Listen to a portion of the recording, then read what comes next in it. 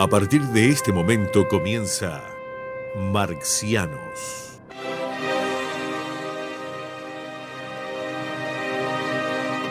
Para compartir sus pensamientos galácticos quedan con ustedes Daniel Vanina Croco y Carlos Amir González.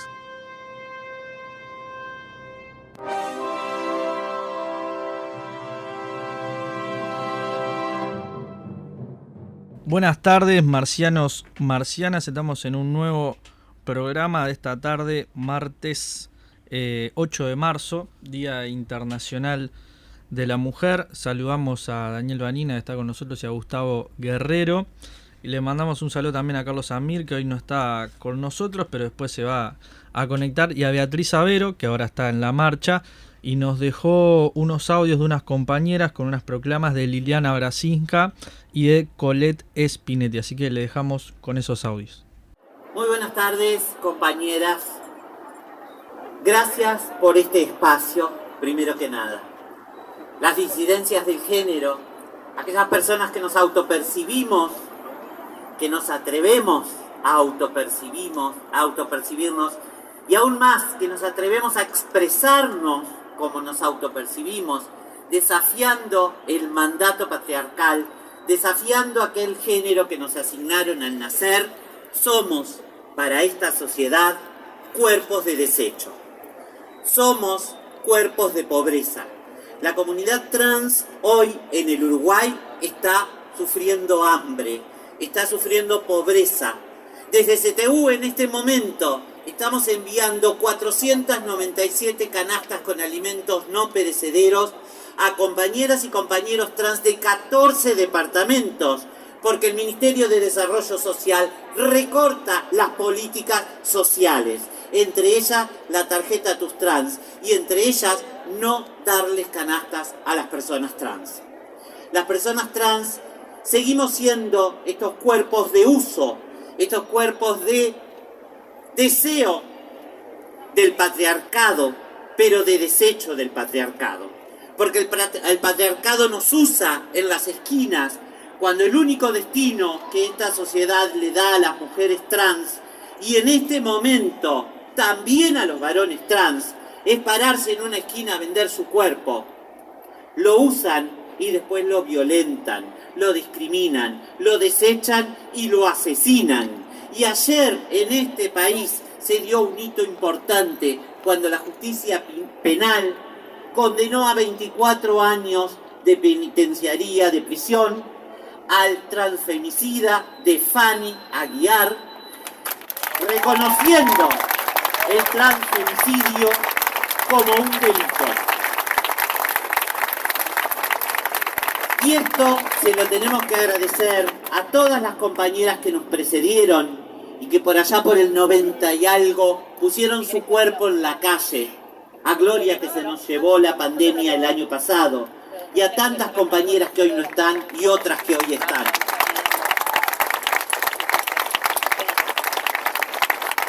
Pero también tenemos que agradecérselo al feminismo, que dio ese gran paso haciendo que se reconociera el feminicidio como una figura delictiva.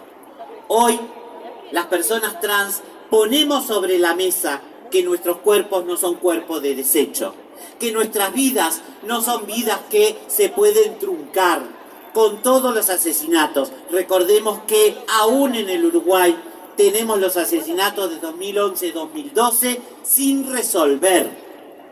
Recordemos que aún en el Uruguay hay compañeras y compañeros trans que viven en lugares alejados y que hoy, siglo XXI, 2022, muchos compañeros trans son violados para ser reformados hasta por sus propias familias, y tenemos documentación de ello. Que nuestras compañeras trans tienen que seguir trabajando por 100 pesos, por 150 pesos, paradas en una esquina, y que no tienen otro ingreso. ¿Por qué? Porque la ley integral para personas trans no se está cumpliendo. Porque los cupos laborales no se están cumpliendo. Hemos pedido informes de lo que pasó con los jornales solidarios en conjunto con la coordinadora afro y con el Consejo de Personas en Situación de Discapacidad, y las intendencias ni siquiera nos contestaron recibido.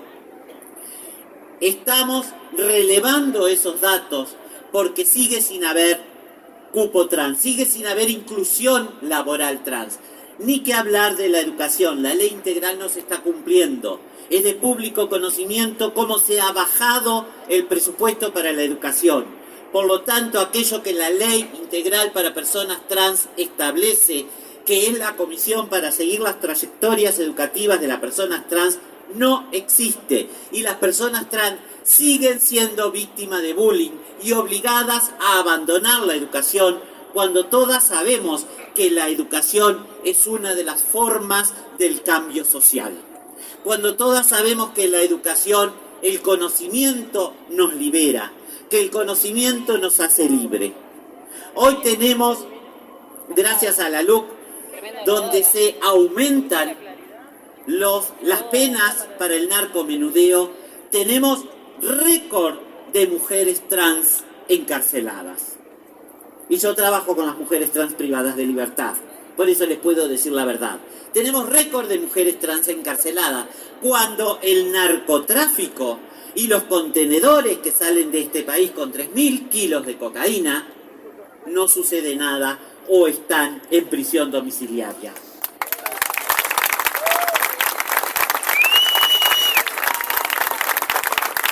Y Flor decía que mucha gente dice que politizamos la marcha. Las marchas son políticas. El movimiento social es político. La defensa de los derechos es política. La resistencia es política, porque somos cuerpos políticos. ¡Salud, compañera! Liliana Brasista, en nombre de MISU, que comparta con nosotros una nueva y valiosa reflexión. Hola a todo el mundo, viva el 8 de marzo, viva la lucha feminista. Voy a leer el pronunciamiento que hoy sacamos desde Mujer y Salud en Uruguay, una organización feminista que trabaja en la promoción y defensa de la salud y de los derechos sexuales y reproductivos, y del grupo de jóvenes Gozarte, que es de la diversidad sexual y de los que fluyen por el género. Y además, en nombre de todas las compañeras que desde el 28 de mayo del 2020 marchamos como criadas para que Uruguay no se convierta en esa república distópica en la cual el autoritarismo a quienes primero pega es a las mujeres. Este 8 de marzo de 2022 estamos una vez más denunciando la opresión de género y las múltiples desigualdades que genera, golpeando sobre mujeres de distintas edades, clases, razas, etnias, orientaciones sexuales, identidades de género y situaciones de discapacidad de manera intolerable. Un sistema de inequidades e injusticias que de forma diferenciada impacta también sobre disidencias y varones de diversas condiciones, agudizando las relaciones abusivas de poder y sustentando la violencia estructural como forma de convivencia. Somos parte del movimiento feminista histórico que en el siglo XXI se ha convertido en uno de los movimientos sociales más extendidos y asumidos por las nuevas generaciones. Siempre en las calles, siempre desde la multiplicidad de voces, reclamando que se respeten y garanticen plenamente nuestros derechos sin discriminaciones de ningún tipo. Marchamos por una sociedad no violenta, que entienda que somos ciudadanas plenas a las que la agudización de las desigualdades por la pandemia y por las políticas de gobierno nos impactan. 11 mujeres por cada varón a cargo de tareas de cuidado. Somos la mayoría en el sostén de las ollas populares, única manera que todavía entre 60.000 y 100.000 personas en Uruguay pueden alimentarse. 8 de cada 10 femicidios ocurrieron en los hogares. Las violaciones, los abusos sexuales y las tratas con fines de explotación sexual no cesan, pero los responsables de velar por los derechos no se hacen cargo. Duplicó la mortalidad materna y se registran muertes por aborto legal. Luchamos años para que ninguna se muriera por aborto y no alcanza una ley si los servicios no están accesibles y universales y de calidad para todas a quienes lo necesiten y en todos los lugares del país. Sin embargo, las mujeres migrantes y en plena pandemia no tuvieron desde este gobierno ningún gesto para acompañarlas ante un embarazo no deseado y tuvieron que abortar en la clandestinidad que sigue existiendo en este país. La objeción de conciencia sigue siendo una de las principales barreras de acceso y funcionamiento de los servicios.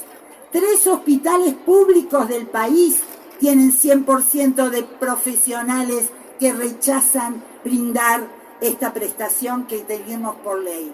Y sin embargo, hoy en este gobierno los están nombrando a cargo de los servicios que rechazan dar.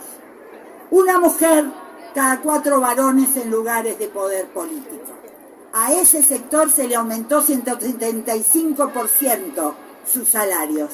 Pero somos 4 mujeres por hombre en los sectores donde el ajuste fiscal se notó en nuestros salarios y en nuestras condiciones de trabajo. La división sexual del trabajo está intacta y las segregaciones de los lugares más privilegiados una constante. Por eso este 8 de marzo sigue siendo de lucha y resistencia, porque todo lo que pasa en el país y en el mundo nos impacta y nos involucra, porque queremos estar en las decisiones a todo nivel, porque formamos parte de la ciudadanía que se organiza y participa en la construcción de una sociedad más justa, solidaria y equitativa. Por eso este 8 de marzo convocamos a votar sí, porque somos el 52% de la ciudadanía y ahí radica nuestro principal poder. Decidir qué país queremos y qué sociedad queremos. La LUC nos criminaliza, la LUC nos empobrece y la LUC trata de estigmatizar a los movimientos sociales. Así como decimos que cuando tocan a una, tocan a todas, también queremos expresar hoy en esta plaza que cuando se toca un movimiento social y cuando se trata de deslegitimarlo, se tocan a todos los movimientos sociales.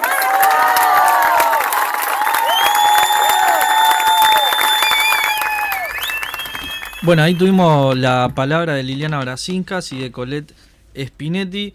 Hoy nos encontramos en un nuevo programa de Marcianos. Ya le comentamos que se pueden comunicar al 2903-0302, 2903-0304. También pueden sintonizar la radio online en www.radio36.com.uy y por TuneIn y por todas las plataformas y las apps digitales que pueden sumarse, y también donde nos pueden escuchar, Gustavo, en nuestras redes y nos páginas. Pueden escuchar por Spotify, que tenemos en formato podcast a todos los episodios de Marcianos desde el primero emitido, y también tenemos la página web que es marcianos.github.io, que ahí tenemos también subido todos los episodios de Marciano desde las primeras ediciones. Y bueno, en YouTube. Y tenemos YouTube, que bueno, Nico es un fiel militante de YouTube, y lo tenemos ahí en el canal de Marcianos 36 de YouTube. Tenemos todos los episodios también, así que no hay forma de no escuchar los debates marcianos. Por todos lados nos pueden escuchar. Bueno, recuerden, se pueden comunicar, pueden enviar un mensaje también, esperamos las llamadas y los mensajes de ustedes. Y ya antes del primer corte, Vanina, si quiere empezar a tirar unas puntas de lo que vamos a hablar hoy sobre Ucrania y Rusia, pero no vamos a hablar específicamente de lo que está pasando ahora, sino que nos vamos a ir un poco para atrás como siempre y ver algunas causas. Sí, yo creo que ha pasado algo insólito en Marcianos. Hay discrepancias. Opa. Está cayendo el pensamiento único marciano. Ahí va, está destruyendo el pensamiento único marciano. En el intercambio es sorprendente, pero es interesantísimo. A mí me tenía preocupadísimo la unanimidad. Tenía que venir una guerra para que... Tenía que venir una guerra. Pero que es así, ¿por qué? ¿Por qué nosotros no queremos empezar por lo táctico? Porque si yo vengo acá el primer día y digo que estoy contra Maduro y contra Ortega, no me escuchan más. Porque lo táctico define lo inmediato. Entonces, escuchame, vamos a hablar de teoría, vamos a hablar del imperialismo, vamos a hablar del capitalismo, vamos a hablar de cosas, y después vemos por qué yo estoy en un lado y vos tal vez estés en el otro. Y eso un poco nos está pasando ahora, por suerte, a esta altura de los acontecimientos, yo diría por suerte, y Carlos también dice por suerte. Y él ahora va a intervenir y va a discrepar con lo que yo voy a decir. Entonces, ¿por qué? Porque la valoración que hacemos de la guerra de Ucrania no es igual. Uh-huh. Yo creo que no es antagónica tampoco. Bien. Pero no es igual. Entonces, yo voy a empezar a arrancar con algo que es algo que voy a decir otra vez, Vanina, con el mismo cuento, con el mismo verso del imperialismo. Pero el imperialismo no es un pueblo muy desarrollado y muy agresivo que combate y que conquista a otro. Eso es un imperialismo, ese es el imperialismo romano, digamos, cuya estructura económica y su política política y económica era conquistar. La conquista le proporcionaba dos cosas: tierras para labrar y esclavos para labrarla. Y eso tuvo su fin. Tardó cientos de años, pero tuvo su fin en la medida de que era tan grande el imperio, el mar Mediterráneo era el Mare Nostrum, y se extendía hasta el sur de Alemania y las Galias y el norte de África. O sea, era ingobernable ese territorio. Y eso provocó de alguna manera la contradicción fundamental para que terminara 200 o 300 años después. La crisis empezó por el siglo I antes de Cristo, I después de Cristo. Sí. Apareció con Cristo en la medida de la superestructura, con el planteo del cristianismo, y después se agotó en eso. El imperialismo, en la concepción leninista del imperialismo, que es la que nosotros defendemos, es otra cosa. Es un capitalismo que había culminado su evolución en Europa, en aquello de la libre concurrencia, uh-huh. Y no tenía más remedio que tirarse a otra cosa. Había que superar las limitaciones de los mercados nacionales. Tenía una herramienta clave que fue la segunda revolución industrial, con el motor de combustión interna, con la electricidad, con el petróleo, etcétera. Y tenía un mundo por conquistar. Y entonces se desarrolló una etapa imperialista. Etapa imperialista que Lenin no fue el primero. Hay un socialdemócrata alemán, Helferding, que lo dijo 9 años antes que Lenin. Pero Lenin en el 16, en plena Primera Guerra Mundial. No es un detalle menor, porque ahí se veía a los gallos cantando. Sí. Y entonces fue más fácil para él hacer una síntesis de lo que estaba pasando. Está bien, una síntesis genial hace, porque es una nueva fase del desarrollo del capitalismo. Fase necesaria, superior y última. Tal vez se equivocó en lo de última, yo creo que sí. Hay gente que dice, no, hay compañeros que dicen, Lenin nunca se equivocó, entonces no se puede haber equivocado en eso. Pero yo creo que no le quita mérito que yo 100 años después le diga que estaba equivocado, en ese detalle, que no es un detalle menor, pero es un detalle. Pero que fue una necesaria y última, superior y necesaria. Superior porque formó parte de un desarrollo brutal de la humanidad, y necesaria porque si no lo hacía se agotaba el capitalismo en los márgenes estrechos de la Europa. Entonces hubo que pasar a las colonias, pero las colonias no alcanzaban porque la colonia no son un buen mercado. Uh-huh. Si vos la colonia para los los romanos servía porque era tierras y esclavos, pero para consumir tenés que tener un mercado y tenés que generar un mercado. Entonces, el desarrollo del capitalismo en los países dependientes desarrolló un capitalismo dependiente, cosas que hay compañeros que lo niegan, la dependencia, y es la clave del desarrollo capitalista del siglo XX. Entonces, a partir de ese momento, vamos a decir así, 1890 y pico, en Berlín se reparte en el mundo. Lenin les dice, se terminó el reparto, este es el último reparto pacífico. Se repartió el mundo, sobre todo África, pero también el Extremo Oriente, y ahí aparecieron Portugal, aparecieron las potencias imperialistas dominantes de la época, que era sobre todo Inglaterra, pero también Francia, también Prusia, también Portugal, España, cada vez menos, Bélgica, Holanda. Y entonces, ¿después qué? Y después de eso, hasta 1910, 11, 14, que fue cuando arranca la Primera Guerra Mundial, fue toda una lucha impresionante entre las distintas potencias, tratando de hacer alianzas y cosas muy complejas. Por ejemplo, Prusia y Alemania se tiraron una muerte a que el zarismo apoyara a Alemania en la futura guerra, que era casi inevitable. Y terminó apoyando a Francia e Inglaterra, Rusia. Entonces, ¿qué es lo que enfatizo yo? Que aquella guerra, Lenin, que la había predecido 13 o 14 años antes, o más, cuando llegó no tuvo una actitud oportunista, tuvo una actitud muy complicada, que era oponerse a la guerra de su país, cosa que no pudieron hacer porque es muy difícil oponerse a la guerra. Es muy difícil hoy ser ruso y oponerse a la guerra. Es muy difícil ser ucraniano y oponerse a la guerra.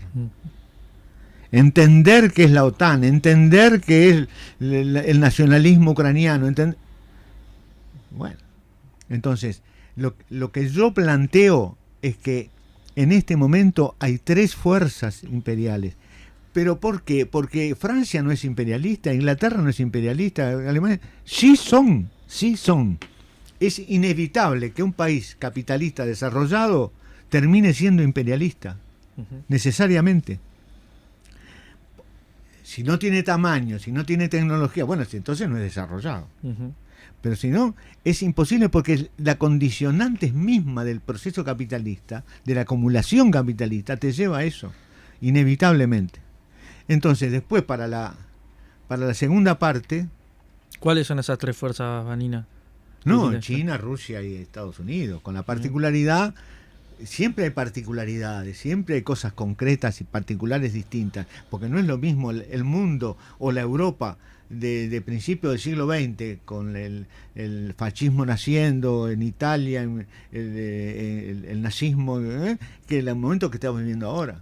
Pero la particularidad ahora, una de las particularidades que hay es que Estados Unidos es el capitalismo dominante, todavía, aún dominante, y que puede pelearle a China lo comercial y a Rusia lo atómico.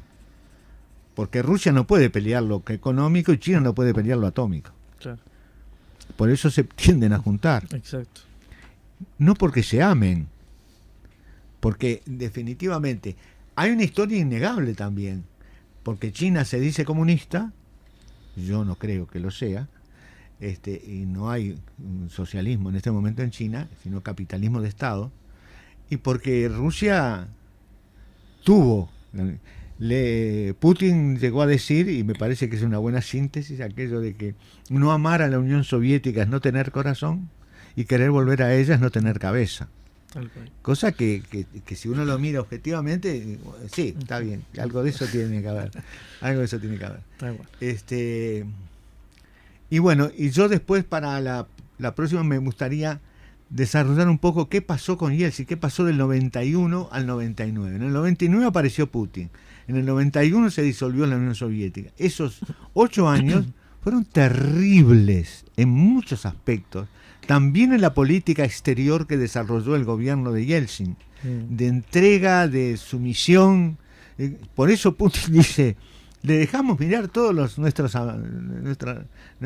desarrollos atómicos. Ellos estuvieron revisando todo, nos conocían todo. ¿Por qué no se aliaron con nosotros en lugar de perseguirnos? No me lo adelantes todo, déjalo para el próximo bloque. Bueno, nos vamos a la primera tanda de la vuelta, como dijo Vanina, del 91 al 99, qué pasó en Rusia, y después vamos a avanzar un poquito más con eso. Vamos a la pausa.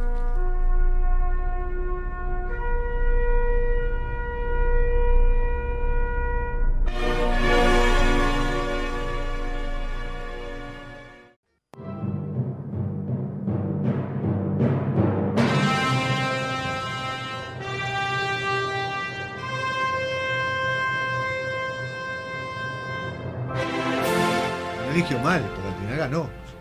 Volvemos al segundo bloque de Marcianos. Saludamos también a Carlos, que estamos esperando su llamada. A Beatriz le mandamos un saludo también. Y a Leo Pereira, que está en los controles. Los controles de la nave marciana, los controles de la como, nave. Dice Carlos. Que hoy lo hicimos pilotear en sobre rocas bravas, trayéndole audio de su último momento y movimientos. Ya es una costumbre, ya a esta altura. Es una costumbre. Sí. Se maneja con mucha solvencia. Sí, quedó muy bien todo. Hay experiencia. Bueno, Vanina, nos habías dicho que te ibas a centrar un poco en lo que había pasado del 91 al 99. Pasan 91, dos cosas. 99. En el 91 cae la URSS y nazco yo. Dos cosas muy importantes. Mirá, está bueno. 30 de noviembre, ahí. No sé si fue... No me acuerdo la fecha de la caída de la Unión Soviética. No, fue el tratado, no me acuerdo el nombre. El tratado de un nombre no sé si muy, se votó el 30 de noviembre y después en diciembre ya se termina de disolver. Puede ser. Por ahí. Los datos del 91 al 99. ¿Qué sucedió? Eso tuvo una previa también. Yo que en el libro que escribí defiendo la teoría de que fue un fracaso, esencialmente, me fui convenciendo de a poco que también fue una derrota. Uh-huh. Fue una derrota porque cuando arranca la revolución la acosan de 1000 formas, muy sencillas, las formas tradicionales de invasión, con matices, ¿no? Porque también hubo lío con la invasión en Siberia, también hubo lío con la invasión, los rusos blancos y los cosacos, toda una cosa muy compleja, y los anarcos allá peleando contra Lenin. Pero en el 85 se sitúan fuerzas que están tratando de disolver la Unión Soviética de todas formas. Estaba Solidaridad, estaba el Papa Wojtyla, estaba la CIA sentada en Rusia, no desde afuera, sentada en Rusia. Estaba alguien parecido a Adler o algo así, que era un holandés que fue que dirigió y que después se dedicó a hacer revoluciones democráticas, capitalistas en los países soviéticos o exsoviéticos. Estaban las complicidades internas, estaba la mafia que ya se había instalado, estaban los consomoles que estaban pidiendo a gritos, estaban los intelectuales que le gritaban a Yeltsin que fuera realmente anticomunista y no se quedara en aguas tibias. Entonces, arranca de una forma dramática, se instala el capitalismo de una forma dramática, un capitalismo neoliberal. Saltó del socialismo real, que no era demasiado atrayente, pero era socialismo real y tenía resuelta algunas cosas que la gente las tomaba como unas cosas naturales de la vida, sin entender que no eran naturales de la vida, que era la educación, la salud y la enseñanza y la cultura, también la cultura, y todo eso se privatizó, se vino abajo, se liquidó de una, no a lo chino, de a poquito, creciendo, cosas, no, que también costó sangre, sudor y lágrimas, porque también hubo intentos de hacer la barbaridad de pasar del feudalismo al socialismo sin pasar por el capitalismo. A sangre y fuego, que es la revolución cultural. Pero no nos vamos para China, vamos a quedarnos acá. Entonces, el trastorno económico que hubo en esos 8 años fue brutal. la miseria, el hambre, las enfermedades, las plagas de tuberculosis en los detenidos, en las cárceles de Rusia de aquel momento. En la política exterior, no de ahora, desde antes, teóricos del partido que proponían de que el verdadero sujeto de la sociedad era el propietario, ¿no? Y eso implica cosas. Pero cuando yo hace poco que me di cuenta de una cosa, que Rusia apoya la invasión yanqui a Afganistán, no la apoya, le deja pasar por sus fronteras y que lo ataque por atrás. Deja abrir apoya dos bases, una en Uzbekistán y otra no me acuerdo en qué tan de esos países que se me complica. Pero Uzbekistán es una. Perdoná que te corte, Vanina, pero tenemos una llamada. Me imagino. Si hay polémica. Adelante. ¿Qué tal, compañeros? ¿Cómo están? Buenas, Carlos. Buenas, Carlos, ¿cómo andás? Estoy aceptando el desafío que lanzó Daniel, con el cual hemos caminado tantos años juntos y parece que ahora ya llegó el momento de separarnos. Qué melodramático que estás, Carlos. Que cada uno tome su camino en la vida, ya estamos crecidos. Por un ruso ya estamos todavía. Crecidos, Daniel. No, por un Putin. Para nada. Como ustedes bien saben, tenemos una prédica bastante común con Vanina en función de cómo interpretamos el mundo y también las vías por las cuales hemos transitado durante décadas, y ya podemos decir, para intentar cambiarlo en beneficio de la clase trabajadora, en beneficio de los sectores populares. ¿Cuál es el causal de divorcio, Carlos? Por favor. Y el causal de divorcio podría estar por el lado de que en las discusiones que se están procesando en estos momentos dentro, yo creo que de la izquierda planetaria, a raíz de este evento de la guerra en Ucrania o de la ocupación por el lado de la misma de parte de Rusia, y estas valoraciones que hemos venido haciendo desde Marcianos en el anterior programa, que nos ubican de un lado, pero que después con Vanina por lo menos hemos venido sosteniendo durante el correr de la semana, y con otros amigos que intercambian con nosotros también. Por supuesto que la mirada sobre estos hechos, era, o sea, los ejes de discusión dentro de la izquierda, podían provenir de la mirada de algunos que quizás todavía ven en forma ilusoria a Rusia y China.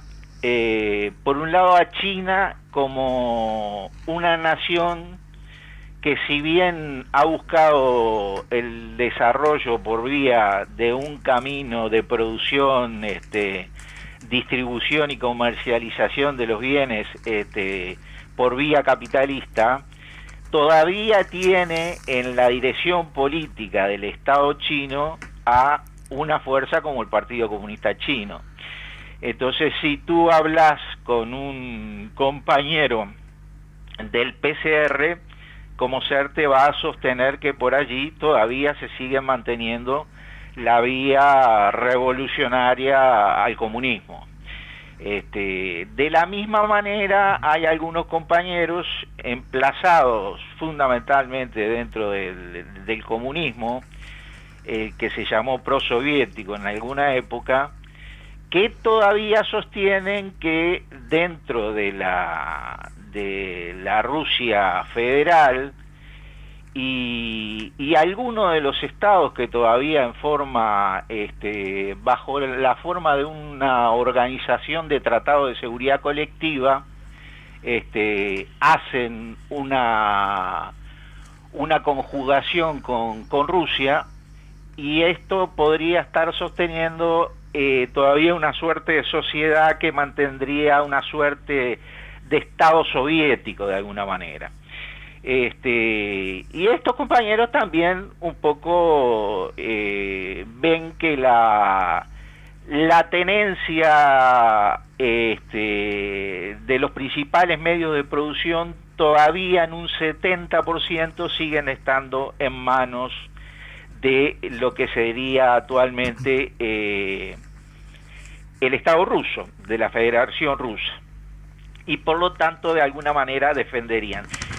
Esto haría, en contrario a la tesis de Vanina, que Vanina ve el conflicto bélico hoy, lo ve desde la perspectiva y de las banderas que nosotros los comunistas levantábamos en determinado periodo, de algo así como lo que calificaba Lenin en determinada época, que decía sí a las guerras justas de los pueblos en función de su emancipación del capitalismo y su camino revolucionario hacia la construcción de un nuevo tipo de sociedad socialista en una primera etapa y ya comunista en una segunda etapa, en función del desarrollo no solamente de las fuerzas productivas, sino del desarrollo de la conciencia colectiva de los pueblos para construir una sociedad con un hombre y una mujer nueva. Carlos, capaz para sí, pasar un poco en limpio, ¿cuál sería bien con la gente? Porque yo entiendo que has tenido debates con Vanina, con un montón de compañeros. ¿Cuál sería un poco la diferencia, el matiz?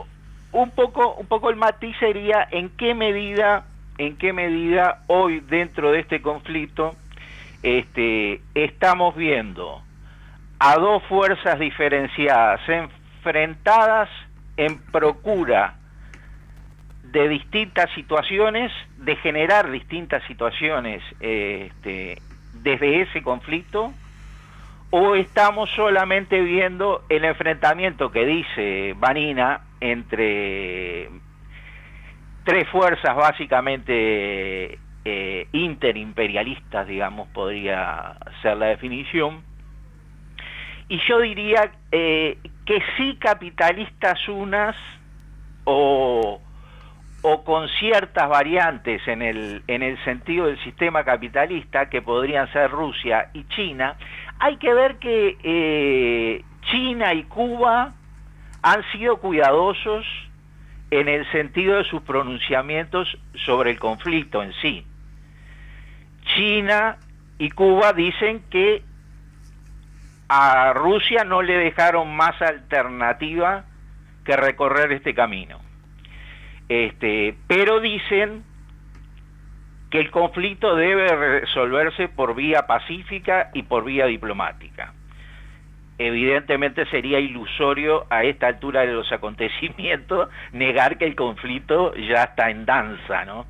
Y que las formas de resolverlo son sobre las bases de las condiciones que estaría poniendo Rusia, no solamente a Ucrania, sino que a la Unión Europea y a la OTAN, que los entiende como cuota aparte de esa otra parte. Sí, tal cual. Capaz contarle a la gente ahí lo que estaba en la tercera ronda de negociaciones entre Ucrania y Rusia, que hay 3 demandas claritas que pone Rusia, que dice reconocer la independencia de Donetsk y Lugansk, Crimea como parte de Rusia, y a su vez que esté la neutralidad de Ucrania, ¿no? Que se la neutralidad de Ucrania. De Finlandia, a lo que Estados Unidos dijo que no.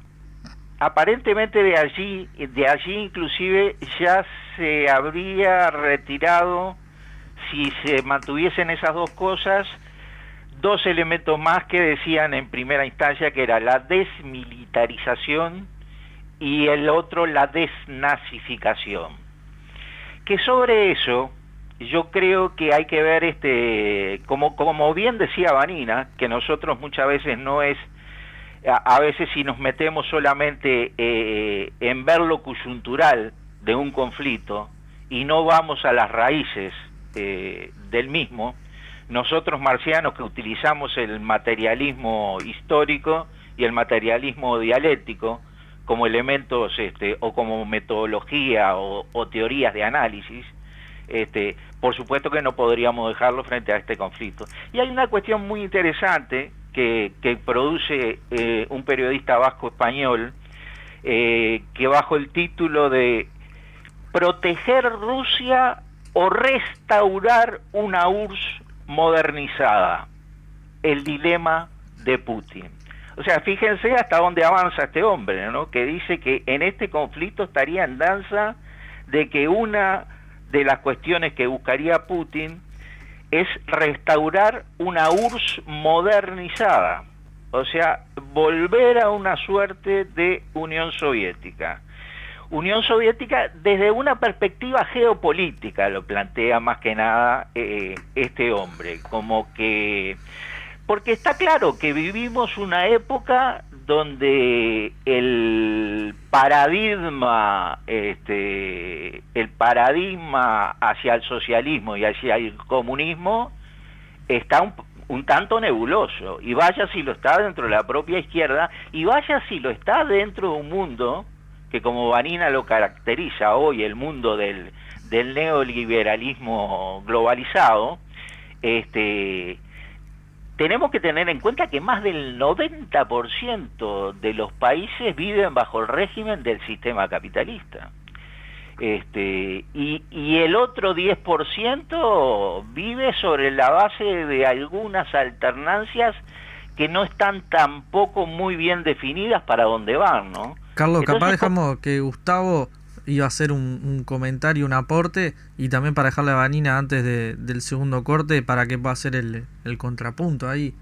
¿Cómo no? Gustavo. ¿Quieren que yo cuelgue, sigo escuchando y llamo después? Como ustedes quieran. Sí, capaz llamá después después del corte, así Bien. puntea Y ustedes Gustavo, hacen un Vanina. balance ahora y después en la tercera parte vemos. Impecable. Lo mejor sería no ponernos de acuerdo. Así tenemos pasto para cortar para la próxima. Claro, es un fácil logro, dice Vanina. Sí. Hacemos más programas, hacemos polémica. Podemos Bien. jugar 6 y hacemos dos pares de 3. 2 pares de 3. Gustavo. No, creo que es interesante la digresión entre Carlos y Daniel, porque son partes también de las discusiones que pareciera que se están dando en la izquierda con este tema. El papel que se ve con Putin, ¿no? En el sentido de cómo sus relaciones geopolíticas de alguna manera enamora a la izquierda, en particular a la izquierda latinoamericana. Creo que también un poco una forma de añoranza pareciera que influyera en particular en los militantes que creemos que otro mundo es posible y que creemos en las formas organizativas del pueblo y de construir una sociedad sin explotados ni explotadores. Y como también hay otra parte que de la izquierda que interpreta en esta tensión en el plano de que esto pareciera que fuera un espíritu del 14. Y ahí robo las palabras que usa Pablo Iglesias en un programa que tiene que se llama La Base, que él toma una postura muy crítica, por ejemplo, a lo que es la figura de Putin, y se ha encargado mucho de denunciar las relaciones que tiene Putin con sectores de la ultraderecha europea. Uh-huh. En particular, Sí, lo trata de zar, ¿no? De nuevo zar. Sí, él no, sino algunos invitados de él. Creo que pero sacó una nota. Antes del programa sacó una nota que lo trataba como de nuevo zar. En algunas notas invitó a unos panelistas que se fueron un poco de tono, creo, igual, en ese discurso. Bueno, perdón que te cuente, pero en España todo el espectro político, desde Vox hasta Podemos, ha condenado así a tapa cerrada. Sin embargo, Vox en un primer momento estaba callado, por ejemplo. Sí. La ultraderecha europea lo seduce Putin. Lo que pasa es que hay sectores de la ultraderecha que según lo que denuncia, por ejemplo, Iglesias, denuncia que Orbán, por ejemplo, tiene relaciones muy cercanas con Putin. Sí. Y Orbán es parte de esta nueva derecha europea. Sí. Igual, esto lo quiero, capaz que esto es un paréntesis a tener en cuenta en lo que es la discusión, pero ver cómo dentro de la izquierda se han formado esos dos discusiones y que se usan esos argumentos.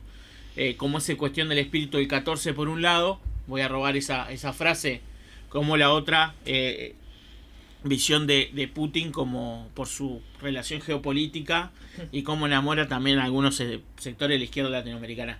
Pero es interesante, creo que la discusión que se están dando en reconocer dos planos de la discusión. Creo que una es la discusión, o por lo menos sobre todo lo que planteaba Carlos, es en las caracterizaciones de lo que es Rusia y China, ¿no?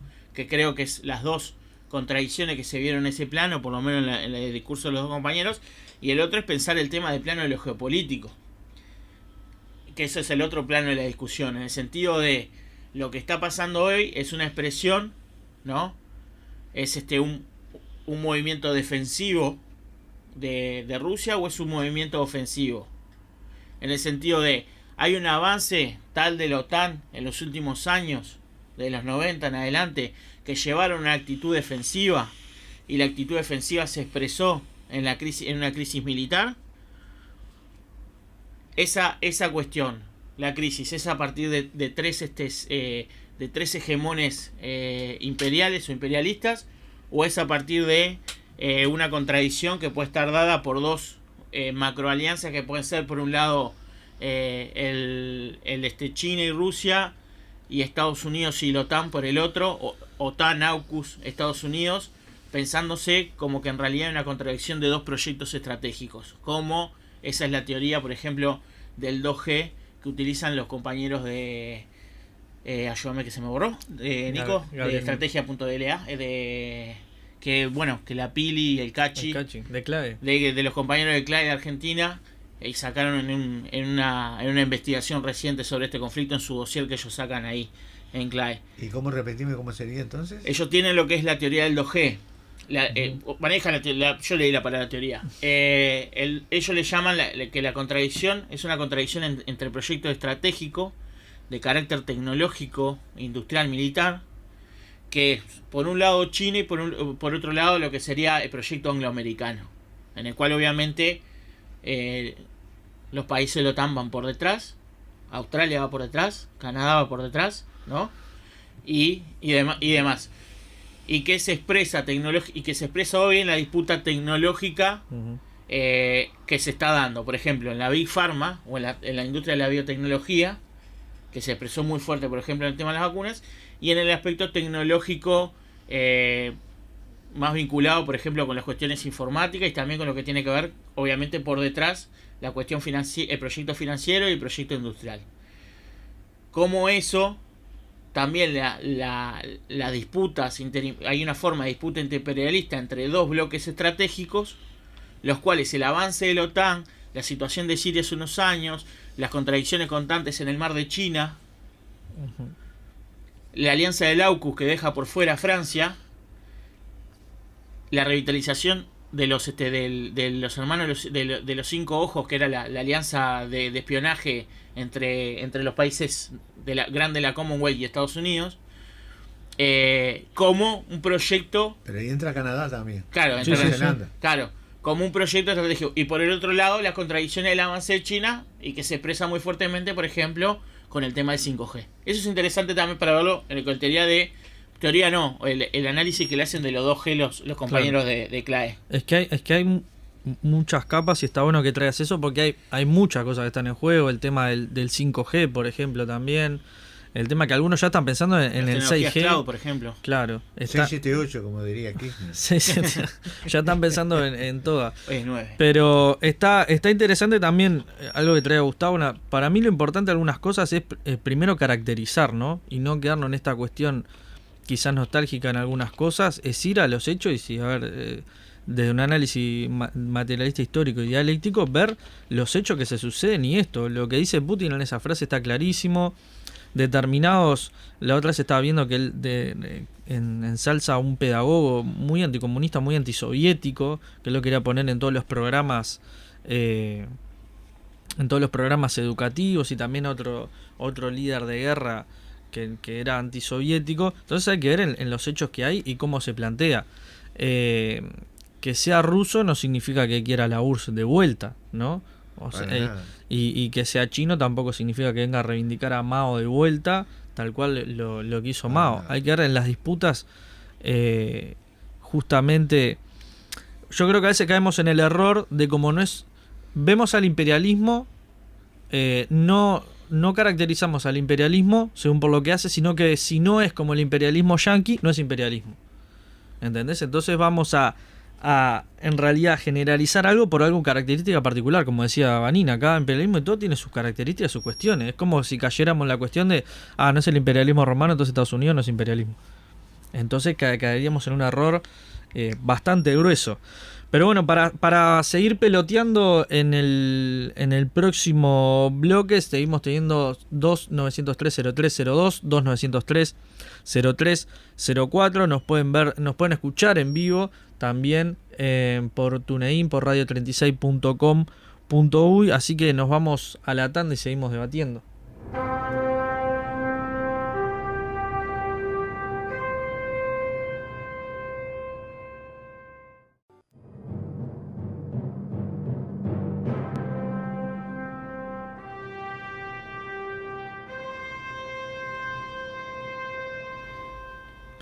Retornamos a la tarde de Marcianos. Estamos en las 20:03, ya es de noche, de este 8 de marzo. Y bueno, estamos hablando un poco de el imperialismo o los imperialismos, caracterizando un poco a raíz del conflicto Rusia-Ucrania todo lo que se desprende de caracterizaciones y todas las disputas que hay detrás, no solo en lo que tiene que ver con el tema de la guerra. Yo quería traer dos cositas chiquitas nomás para provocar también un poco y traer. Hay un autor que yo traje la otra vez, se llama Andrew Korybko, que hizo el libro Guerras Híbridas, que lo recomiendo, que por ejemplo el otro día escribió un artículo que a Vanina no le gustó, por eso también lo traigo, que quizá la tesis central de lo que planteaba en resumidas cuentas era que Rusia se había metido un poco en el conflicto en Siria por el tema del Estado Islámico, porque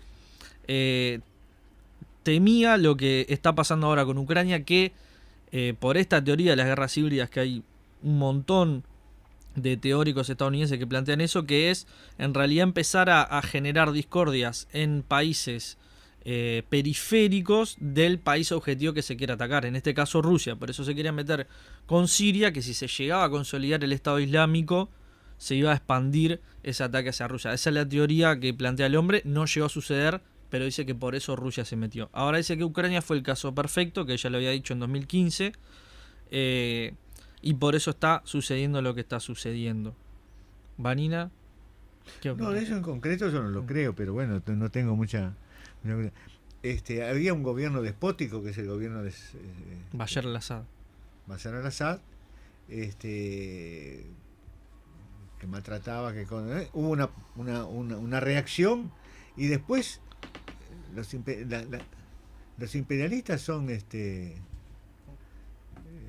ven la oportunidad de crecer, ven la oportunidad de incidir, porque aparte, si yo no incido en esto, va a incidir la OTAN, si yo no incido en esto, va a incidir en Estados Unidos. Yo quiero decir dos cosas, un poco apartándome de lo que tú me planteabas, dos cosas que me parecen importantes, y es que Putin, cuando llega al 99 al poder en Rusia, se encuentra con el desastre que era Rusia. ¿Y qué se propone? Y bueno, yo creo que voy a pensar en función de Putin, pero bueno, tenemos el petróleo, tenemos el gas, tenemos tierras impresionantes, un país impresionante, y tenemos 6.000 cabezas de nucleares, y nos vamos a quedar quietos y nos vamos a resignar a que nos arrasen. No, vamos a pelearla,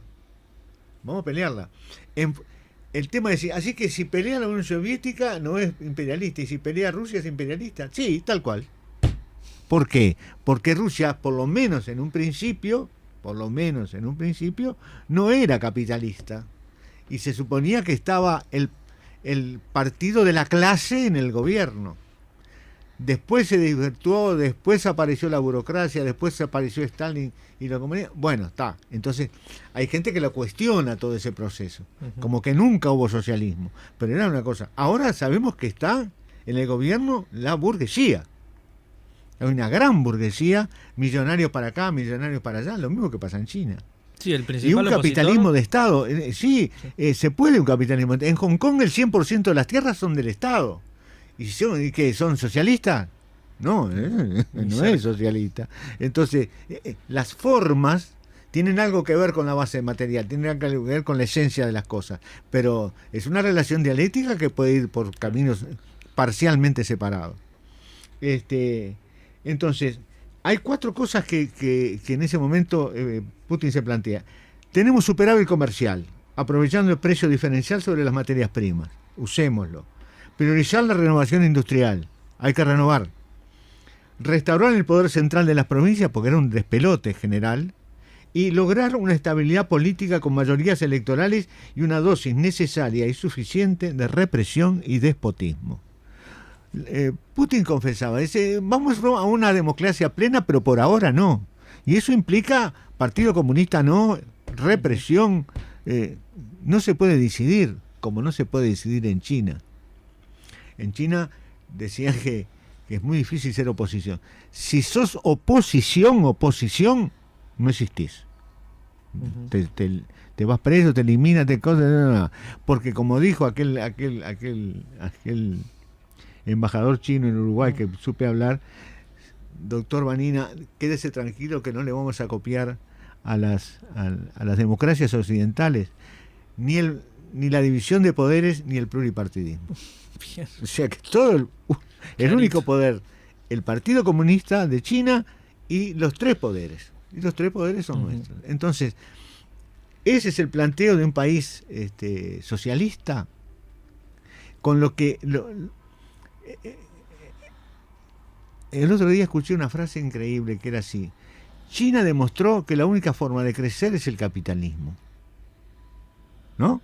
Una estructura capitalista, y entonces en esa función logró sacar de la miseria y de la cosa a 800, decían 600, pero son más, Xi Jinping dice 800.000, y nosotros tiramos las cifras de acá. En China con $1.6 por día ya sos capa media.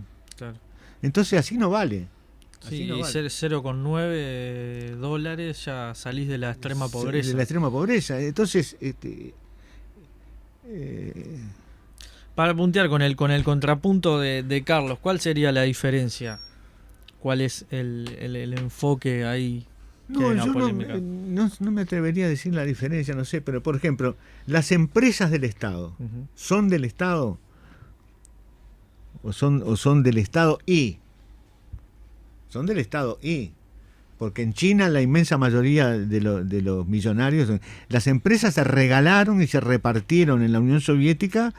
¿A quiénes se la dieron? A los jefes del partido, a los ex jefes del partido, se la dieron al Komsomol, se la dieron a las mafias y se repartieron todo eso. Y entonces nosotros estamos defendiendo eso. ¿Quién es oposición? ¿Quién es oposición en China? El Partido Comunista en China, perdón. En Rusia. En Rusia. ¿Quién es? El Partido Comunista Ruso. Es la oposición más organizada que hay. El Partido Comunista Ruso. Y hay una oposición más light que anda por allí, que está Navalny, etcétera, etcétera. Bueno, light. Sí. Sí, no son necesariamente light en el sentido de dureza, ¿no? Estamos hablando de igual de sectores con fuerte características también medio. El capitalismo yanqui, cuando ve una determinada debilidad dentro del capitalismo y el imperialismo ruso, ¿qué hace? La aprovecha. Claro. Eso es lo que está haciendo con Navalny y lo que está haciendo con la izquierda nacionalista de Ucrania. De Ucrania. Claro. Tenemos un marciano que nos llama desde vaya a saber qué planeta. A ver que no está. Sí, ¿qué tal? De nuevo, John, bromando un poco. Según la visión de quien le citaba, este periodista vasco español, que habla habla en una parte de que, digamos, yo estoy en acuerdo con los desarrollos que han hecho tanto Gustavo como Daniel a posteriori de esto. No, ahora no eche para atrás, Carlos, ahora queremos polémica. No, sí, estoy en contra. Pero siempre partiendo de la base Lenin decía que para que se procesara un momento revolucionario en cualquiera de los estados capitalistas o de capitalismo deforme y dependiente, se tenían que conjugar condiciones subjetivas y condiciones objetivas. Por supuesto que en la base material de la estructura de producción se tenían que plantear algunas contradicciones a los efectos de generar una situación de crisis, una situación crítica. Y en lo social se tenía que patentizar aquello de que los de abajo no quisieran seguir siendo gobernados como hasta el momento y los de arriba no pudieran seguir haciéndolo. Las tesis de Pedro Canales un poco hablan de que en lo que ha sido el desarrollo de los cambios dentro de la Unión Soviética, se le han presentado algunas necesidades, o la Rusia federal, que ha quedado un poco como centro de que algunos llamaban el viejo imperio comunista en Eurasia, y entonces dicen que desde esta problemática de una Rusia acorralada, tanto por la OTAN como la Unión Europea, esto va a generar condiciones geopolíticas, por un lado porque se tiene que recostar mucho en China, que ya están haciendo una política de acción común a nivel internacional. Fíjense que acá se presenta una curiosidad de carácter político, no necesariamente de carácter de que, como bien señalaba Vanina, estos dos estados ya no pueden hablar de que sean estados socialistas o estados comunistas, por toda una caracterización que de estos dos estados hace Vanina. Sin embargo, hay cuestiones en los niveles de las políticas internacionales que llevan adelante ambas naciones que las pueden obligar, condicionar a desarrollar políticas internacionales diferenciadas de lo que han sido las clásicas políticas del capitalismo en su fase imperialista.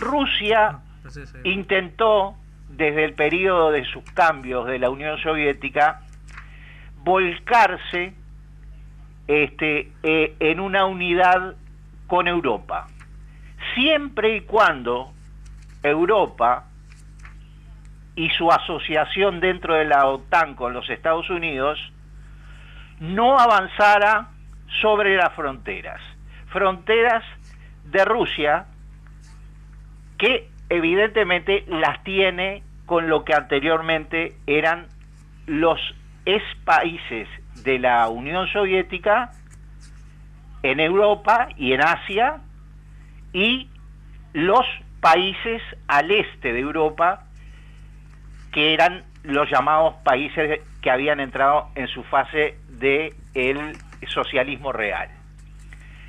A partir del 91-92 hay un tratado que se da entre la OTAN y la Rusia de Yeltsin, que dice que justamente que Rusia tenía derecho a tener desmilitarizadas y desnuclearizadas sus fronteras. Esto no se cumple, porque la organización del Tratado del Atlántico Norte, que es la OTAN, que es de Estados Unidos con la Unión Europea, comienza a meter países dentro de la Unión Europea y dentro de la OTAN de aquello del socialismo real, de manera tal que llegan a ser 14 países.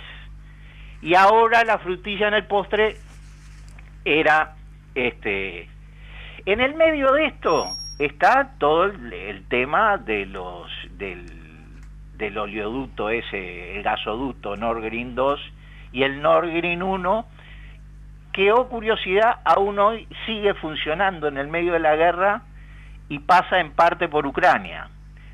Pasa un gasoducto y pasa un oleoducto, sí, del cual depende Europa en un 30% del oleoducto del petróleo ruso y en un 47% ¿por qué lo controla Ucrania? Del gasoducto. Esto hoy por hoy sigue funcionando y no se sabe en qué medida Rusia, pero digo, desde este escenario que se plantea Pedro Canales en cuanto a que los Estados Unidos impone una situación a Europa, la que genera una reacción de parte de Rusia. La intervención de Rusia en Ucrania, entonces, dice el periodista, era inevitable. Con ella, Putin persigue varios objetivos que pueden resumirse en tener como vecino un país desnuclearizado y refractario a que la OTAN instale en él sus bases ofensivas. Hace mucho tiempo, la rusita de Ailesvad decía, el tema siempre de las armas nucleares y las metrópolis de los países capitalistas imperialistas desarrollados, que son los que tienen justamente la capacidad de instalar bases nucleares frente a sus enemigos, es el tema de la capacidad de respuesta. Si las tenés a 10 minutos, hoy por hoy, tenés capacidad de respuesta. Kiev es menos de 10 minutos hacia los objetivos de dentro de Rusia si llega a poner la OTAN bases nucleares allí.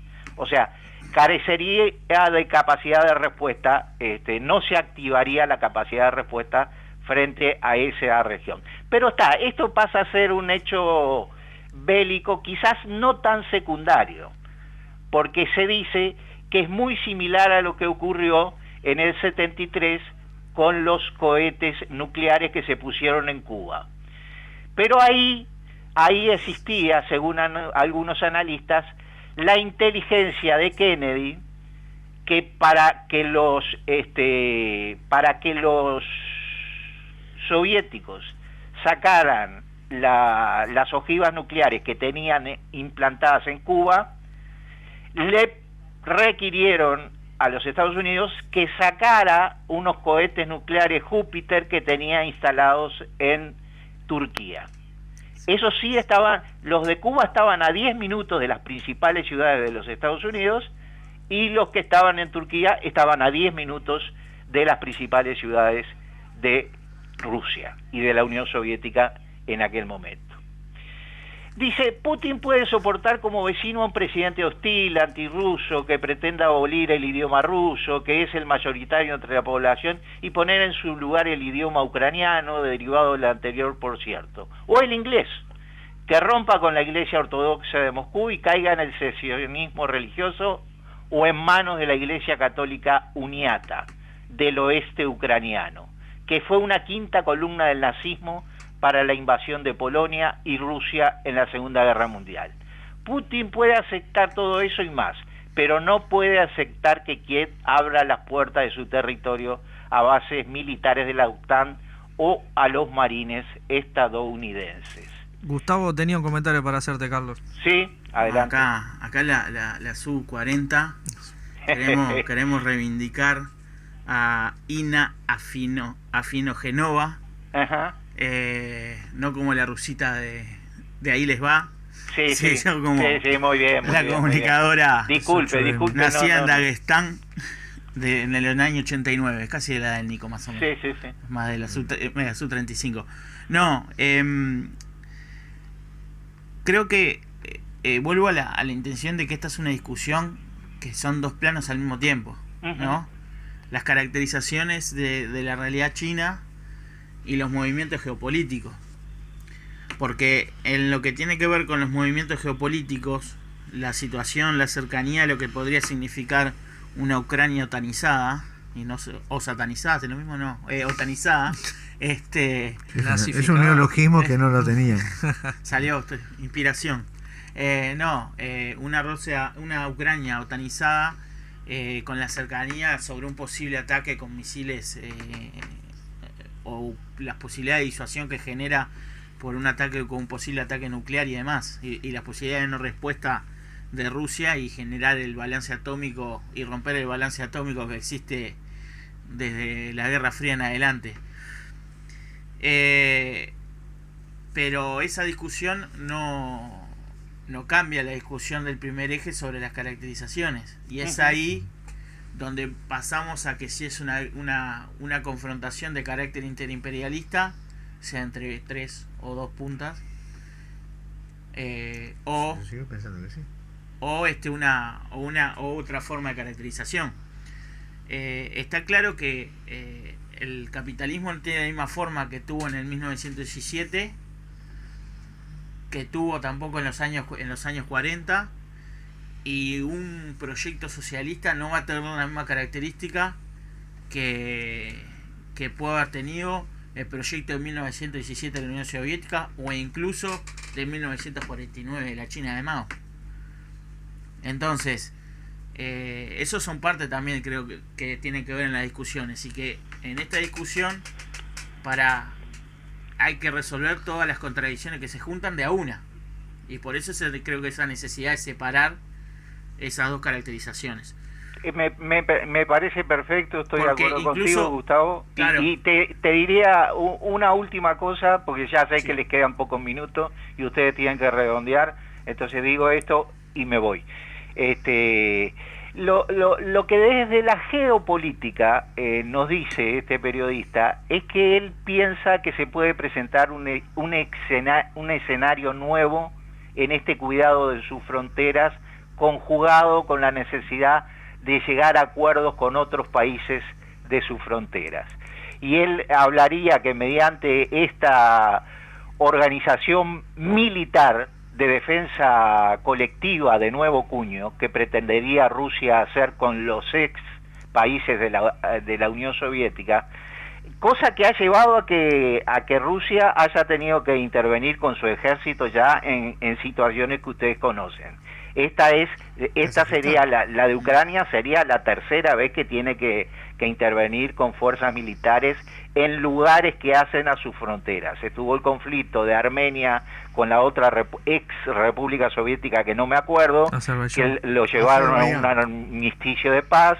Estuvo después lo de Kazajistán, que son impresentables los gobernantes de Kazajistán, y si en Rusia ahora hay nuevos ricos, lo comentábamos con Vanina la vez pasada, lo de Kazajistán es impresentable. De todas maneras, Rusia tuvo que intervenir allí porque, como lo dice Nico muchas veces, las revoluciones de color al este estaban entrando con francotiradores adentro de las manifestaciones, que eran manifestaciones reales de los kazajistanos, pero en la cual ya estaban entreverando a estos pistoleros que tienen como mercenarios para agudizar el conflicto allí internamente. Entonces intervienen las fuerzas militares, pero intervienen para la defensa de un gobierno que es revolucionario democrático, muy entre comillas, ¿no? Es absolutamente capitalista, con multimillonarios,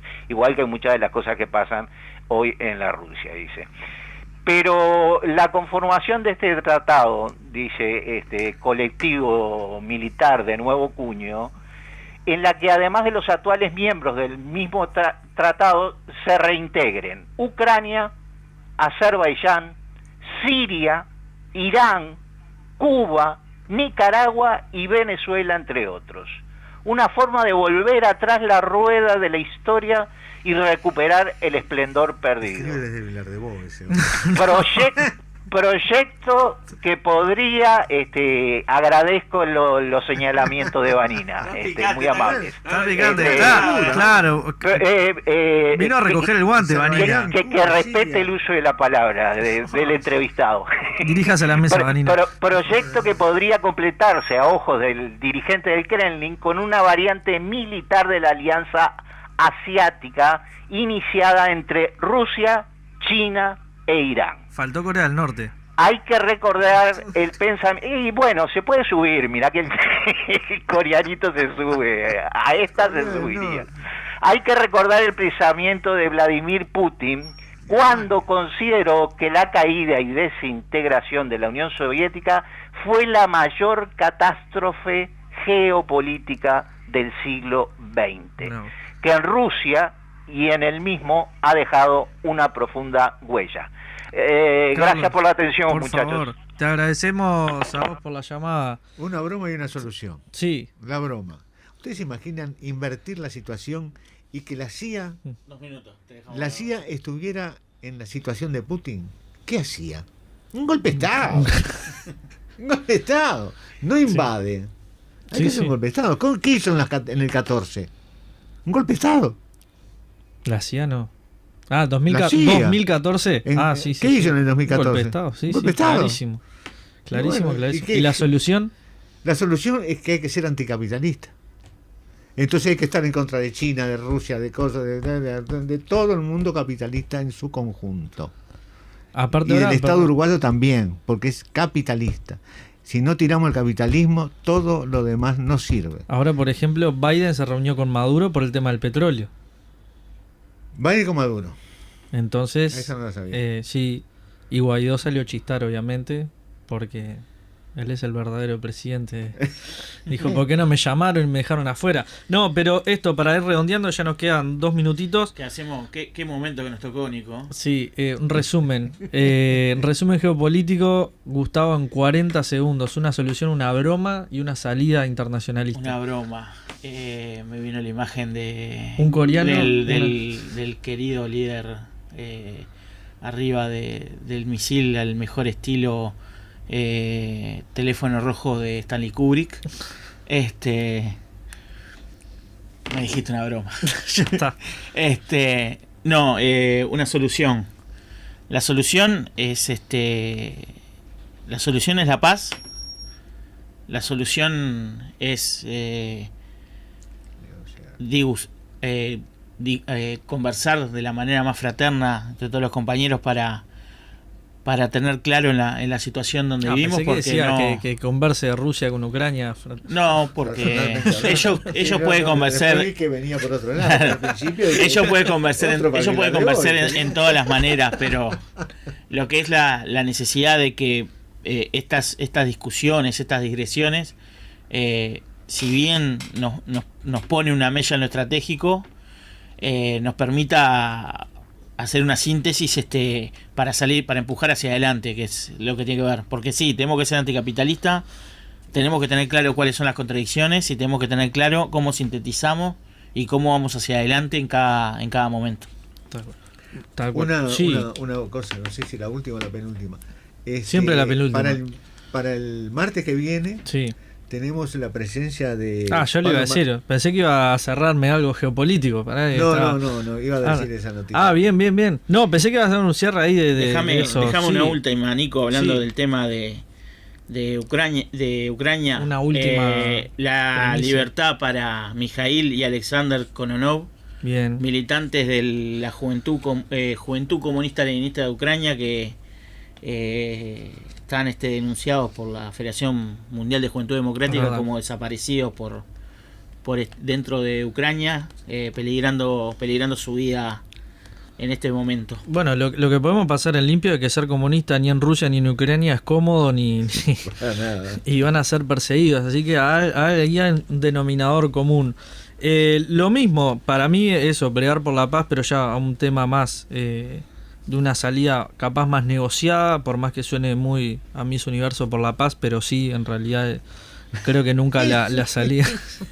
Pero no, porque decirlo así por la paz queda muy muy fácil. La paz mundial. Claro, la paz mundial y que no haya hambre en el mundo. Gracias. Un reportaje de Miss Universo. Claro, no, pero sí una salida que yo creo que la guerra en ese sentido es exactamente bien. Un café con Dios y no, la cuestión es esa. No creo también lo que rescato de esto también es la charla y el estudio y la caracterización del momento histórico que estamos pasando, que es lo fundamental. No caer en la trampa de almacén, ni ascensor, ni el vecino que te dice, Rusia o Ucrania.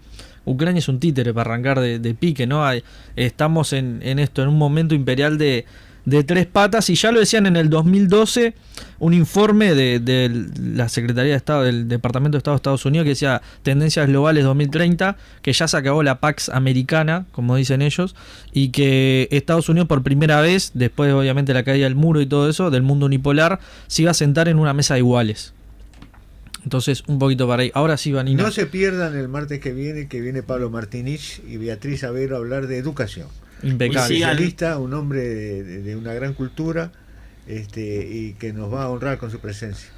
Y nos siguen tanto por el YouTube, Marcianos36, el canal de YouTube. CX36. ¿Qué? CX36. Marcianos X36, viene el apunte Nico. Nos siguen también por Spotify, que colgamos los capítulos todas las semanas. Y también en la página web marcianos.github.io. Nos vemos el martes que viene nos escuchamos a las 19 horas. Gracias Daniel, gracias Gustavo, gracias Carlos, gracias Bea, gracias Leo en los controles. Nos vemos. Así pasó Marcianos, que se reencuentra con ustedes el próximo martes a las 19 horas.